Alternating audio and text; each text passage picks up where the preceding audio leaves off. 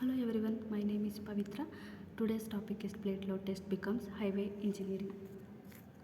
Contents: introduction and definition of plate load test and numerical problems on the plate load test. Introduction: plate load test. The plate load test basically consists of loading a steel plate placed at the level where the actual load is to be applied and recording the deformation corresponding to successive load increment. These are the definition of the plate load test and advantages of plate load test. Being able to understand the foundation behavior under loading condition. Second one is evolution of bearing capacity of soil at a certain depth and prediction of settlement for a certain load. Shallow foundation can be calculated considering the allowable bearing capacity which can be predicted from the plate load test. Next one is time and cost efficient. Last one is easy to perform. These are the advantages of the plate load test. And problems on the plate load test. First one problem: determine K value of stand plane 300 mm dia test on a soaked soil sample and following details are obtained. Load in kilonewton 0, 5, 10, 1.15, 20, 25, 30.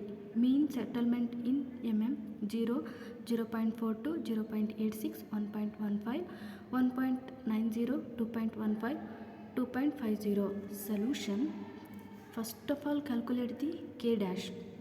K dash is equal to P divided by delta.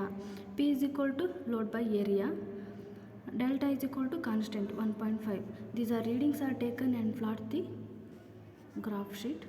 When y-axis is the load in kilonewton and x-axis is the settlement in mm. Y-axis unit is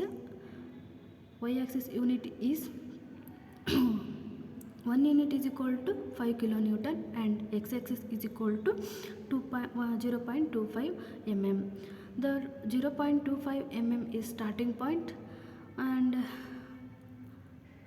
0.25, 0.25, 0.5, 0.15, 1, 1.25, 1.5. These are the x-axis values and y-axis values 5, 10, 15, 20, 25, 30.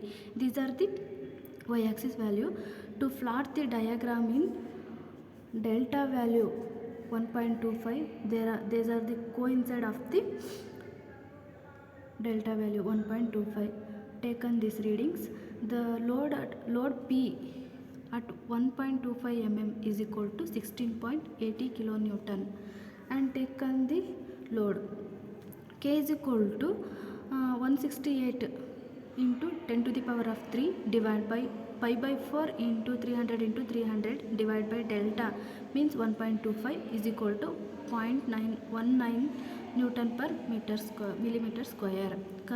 Correction for a plate diagram: K is equal to main K is equal to K1 into A1 divided by A is equal to K1 value is the 0.19 into A1 value is 1.50 divided by A is a constant 375 is equal to 0.076 Newton per millimeter square or millimeter.